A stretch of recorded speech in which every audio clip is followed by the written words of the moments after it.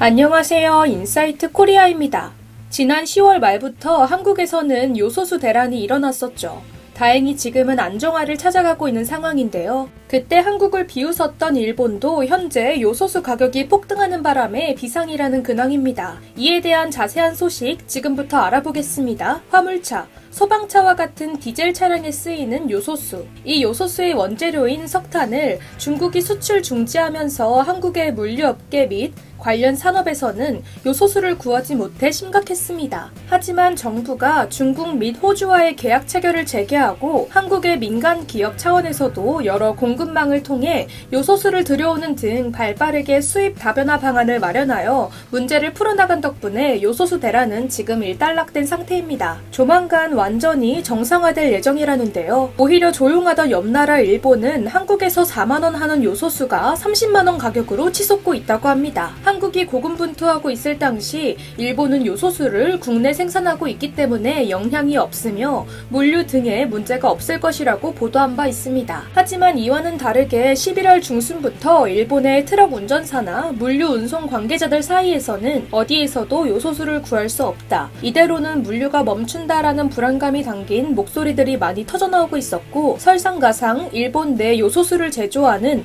미치이 화학이 제조시설의 정기 수리에 들어가 공급이 심각하게 부족해지고 있는 상황인지라 한국과는 달리 이 요소수 문제가 장기화될 조짐을 보이고 있다는 것입니다. 일본에서는 지금 요소수가 10리터에 기본 17만원으로 판매되고 있습니다. 한국이 10리터 2만원대까지 내려간 것에 비하면 거의 8배 이상 차이가 나는 거죠. 그렇다면 일본에서는 왜 이제서야 요소수 대란이 시작되고 있는 것일까요? 알고 보니 일본도 요소수 원료를 중국에서 수입하고 있었습니다. 일본의 자체 요소 생산 공장이 있는 것은 맞지만 결국 요소수 원자재가 중국에서 나오는 거라 아무런 의미가 없는 것이죠. 사실 요소수를 만드는 기술은 어렵지 않습니다. 우리나라도 자체 공급을 못할 건 없지만 가성비에 따른 규모의 경제에 의해 요소를 직접 생산하지 않을 뿐입니다. 중국의 요소가 다른 곳과 가격 경쟁이 전혀 불가능할 정도로 워낙 저렴해서 일본도 요소수 원재료를 수입할 수밖에 없습니다. 다시 말해 일본도 한국이랑 똑같은 실정이라는 거죠. 그리고 이 시점에서 의문점이 하나 더 생기는데요. 요소수 정상 시가가 10리터에 1만원 안팎이고 지금 일본에서 20만원 정도까지 폭등했으면 난리가 났을 건데도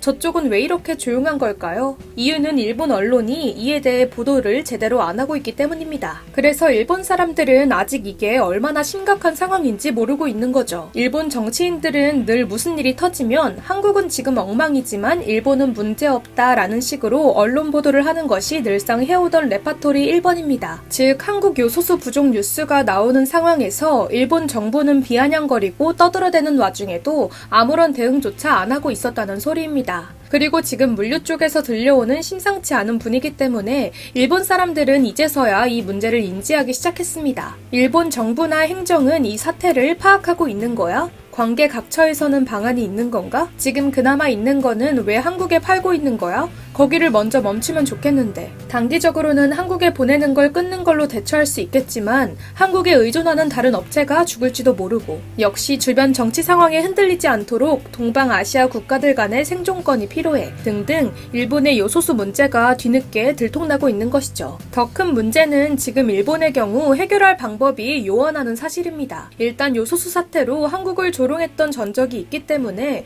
일본은 지금 이 문제를 대놓고 공론화할 수가 없습니다. 아사히, 요미우리 같은 일본의 대형 방송사 그 어디에서도 제대로 보도를 하지 않고 있으며 물밑에서만 이 정보가 스물스물 올라오고 있을 뿐입니다. 게다가 중국은 올림픽을 앞두고 가능한 한 깨끗한 하늘을 보여주기 위해 앞으로 석탄 채광을 금지할 것이라 선언해서 요소수 원자재의 추가 생산은 거의 없을 예정입니다. 여기다 대고 일본은 앞뒤 상황 파악 없이 올림픽 보이콧 등 중국과의 신경전까지 진행 중이라 중국이 요소수 문제를 도와줄 것 같지도 않은데요. 지금 남아있는 다른 나라의 요소수 또한 이미 한국행 배를 타고 넘어오고 있기 때문에 일본은 그 어디에서도 요소수를 구할 수가 없습니다. 중국이 언젠가는 수출을 재개할 것이지만 지금 분위기로 봤을 때 내년 6월까지는 이 상황이 계속될 가능성도 배제할 수 없다는 것이 전문가들의 의견입니다. 중국의 석탄 이외 발전 연료에 대한 새로운 정책이 움직이기까지도 5년 정도는 걸릴 것이라고 덧붙이면서 말이죠. 유일한 방법은 한국에다 요소수를 조금이라도 애원하는 것뿐인데 절대 그렇게 할 사람들도 아니고 말입니다. 일단 당분간은 일본 내 대기업의 경우 조금 나을 수 있지만 일본의 중소업체들은 대부분 중국으로부터 원료를 수입하고 있어서 저렴하게 요소수를 공급하기는 더욱 어려울 것으로 보입니다. 이미 한 달 앞서 한국의 상황을 봤다면 대책을 세우기에 충분했을 것 같은데 안타깝게도 우리의 리스크 대응 전략은 참고하지 않은 모양인데요. 더욱이 연말을 맞이해 물류의 수요가 크게 증가하고 있기 때문에 일본의 요소수 대란은 한국보다 더 심화되고 장기화될 가능성이 높습니다. 이것을 보니까 요소수 문제를 자력으로 해결한 한국의 발빠른 위기대처 능력이 더욱 비교가 될 따름입니다. 한국은 늘 우리 안의 문제를 쉬쉬하며 덮기보다 그것을 드러내고 개선해 나아가기 위해 노력해왔죠. IMF 시절 국민들의 자발적인 금모으기 운동이나 평화적인 촛불 집회만 봐도 알 수 있습니다. 그것이 우리나라가 급속도로 성장을 이룩하고 전 세계적인 선진국 반열에 들어설 수 있었던 동력이지 않나 싶네요. 이와 같은 국민성이 탄탄한 근간을 이루고 있기에